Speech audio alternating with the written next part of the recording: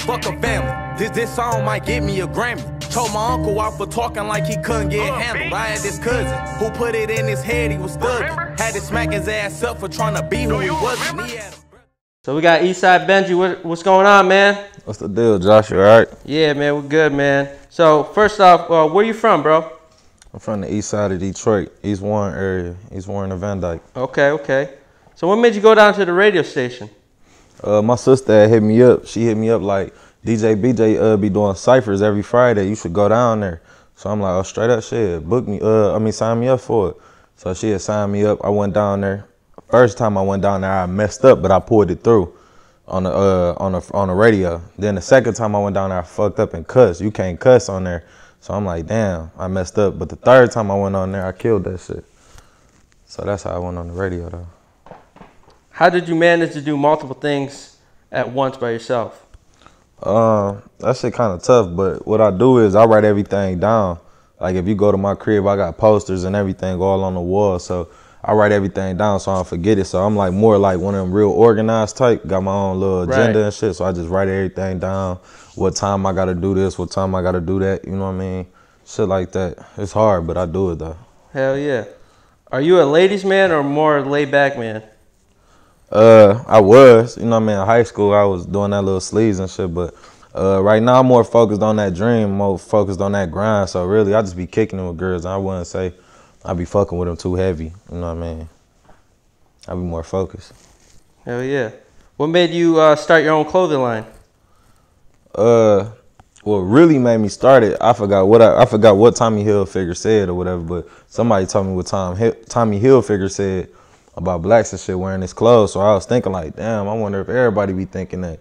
So I came up with this Soldiers Only shit just on some like, this what I represent. And I'm like, oh yeah, this a clothing brand too. You feel me? Ain't no purpose of me putting money in the man's pocket who don't want it. You know what I mean? Who don't appreciate me. So ever since then, I just been committed to myself with everything I do.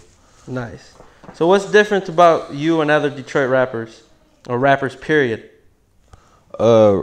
First, like I wouldn't really call myself a rapper for real, even though I know how to rap. I'm a businessman, like at first. So what's different for me is like I come with a whole different approach. Like these niggas think they gotta be what they like. They lying in they raps, but everything they lying about, they trying to be. You feel me? Me, I'm just straight real with my shit, clean cut, smooth type. So you ain't gonna hear about a lot of shit that they get into that I get into. Like, I don't chill with people. I don't be hanging with people. You ain't gonna hear about me getting into dumbass situations and all that. You know what I mean? I'm real on point. So, a lot of shit you ain't gonna hear about.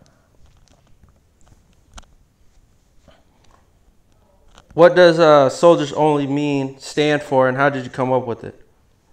I'm just a soldier at heart and in life. Like, even in my boxing gym, the dude above me who showed me this shit, he like a general to me. So you know what I mean, it's like it fit me anyway. But what it stands for, it's like we ain't no gang or no group, we like a fraternity, you know what I mean, of resources, man. Everybody that's a soldier or that's a part of SO, they provide something, they bring something to the table. It stands for respect, loyalty, unity. It stands for discipline. It's so many things under that category, but man, you just gotta be on point. Being a soldier, you gotta be tough, you gotta have tough skin. You know? That's what's up, man. So how did you handle when your mom and dad passed? When my mom and daddy passed at first, like when my mama passed, she died unexpectedly. Like in her sleep type shit. Like I was on World Star with her like the day before she died, like the night before she died, so it was a regular night. So that one was traumatizing, you feel me? Like traumatizing, my nigga. Like that shit was crazy. So I'm thinking like, damn, and my daddy was already sick. So I'm thinking at first, like my daddy was gonna die before my mama. So when my mama died, I'm like, damn, I know it's gonna be bad. Nah, Pop's already, and he almost died that same year. He had 2 heart attacks and a stroke. So at this time, I'm just going through that shit, going through them crazy phases, them grimy phases, them it ain't no love for nobody, you know what I mean? Just all that type of shit. So it was crazy at first, but one day I just woke up and was like, man, I ain't gonna use this as no excuse on why I fucked up and like for why I'm in prison or why I done got killed or killed somebody, you know what I mean? Yeah. I'm like, this not gonna be no bad outcome. I'm gonna sell this shit, I'm gonna sell my story. So I picked it up in the end. What are some of your music goals? As far as music goes, I just want to be the best period in anything I do. So I want Grammys, I want awards, I want that Hot Hip 100 shit or top 100 song chart. I want to be number one on that. Yeah. You know what I mean? I want to go viral and shit. I just want to be big with this music. Yeah, shit. you'll like, make it happen, man. Yeah, man. What are some of your life goals? Usually I don't really talk about my life goals because some people will look at me like, what the fuck? But nah, no bullshit though. By the time this money come in, I want to open up a mall. Like, that's a life goal. Like, ever since I was young, I said I'm gonna open up a mall. Most people be like, you know how much a mall? Shut the fuck up. I don't care about what you talking about. Like I said, I'm gonna open up a mall, kind of at a young age too, you feel me? But other than that, shit, really, I want a documentary, for sure. Like, that's my life goal. Like, once I get on with this shit for real, have people following me with the thing, doing the day in the life of Benji, all that shit, I want a documentary so you can know how this shit really is. Right, you gonna make it happen, bro. Yeah, most definitely. How's the support coming along as far as family, friends, and Detroit backing you up? Family and friends, it's crazy about them because they ain't start supporting me until Detroit started supporting me for real. Like, I be doing them raps on Instagram and shit, so now that people be seeing my page and shit, be seeing it slapping, now friends want to call and shit like that. See, now I got motherfuckers calling me like, bro, listen to this song real quick, what you think? You want to hop on? Woo? I remember back in the day, motherfuckers ain't even used to bob their head to my music, you know what I mean? So everybody coming around now, but it's still fake love to me because shit, I've been the same since I started, you know what I mean? Right, but right. it's getting there now though. That buzz from Detroit coming though. They want this shit. My mixtape about to drop. They want this shit bad. Yeah, I seen that, man. I seen that. Yeah. Yep. What's it called? Coming off the bench. Yeah. You got a date for that? It was supposed to drop 2 days ago, but I fucked around and forgot TuneCore take a minute to register your song. So sorry to the fans and the people that support me, but it's supposed to be dropping in like 2 days though. Okay. It'll be done registering. It'll be everywhere on all digital platforms. Okay. So how long you been doing music? I started when I was like 17. 17? Like going on 18 area.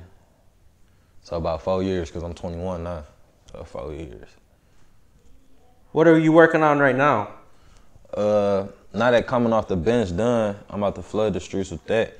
And we're gonna give it a second and jump into one of these other businesses real quick, try to get that up and flowing. But I wanna drop like 3 mixtapes this year. Like, I got it in my goals to drop at least 3 to 4 mixtapes each year. Straight working. Just straight working, like just flooding this shit, you feel me? So a lot, they got a lot coming from it. Okay. Where do you see yourself in 5, 10, 20 years? We'll start with 5 years. 5 years, man, I'm gonna be big, somewhere like real big. 10 years, I'm gonna just be great. You know what I mean? But that shit gonna come with a lot of hard work, so I'm willing to back that up. But 5 to 10 years, bro, I see myself somewhere big as large. I see it, man. I definitely see it. Yeah. Who do you wish to work with? Like, it could be someone local. It could be someone big industry-wise.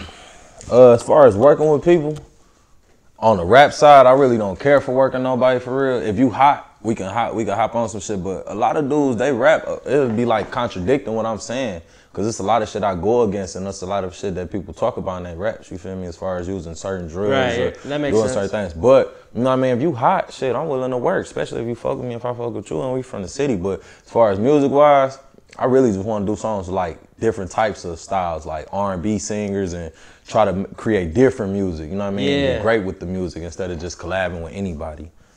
So it really don't matter who, as long as you sweet. I feel that.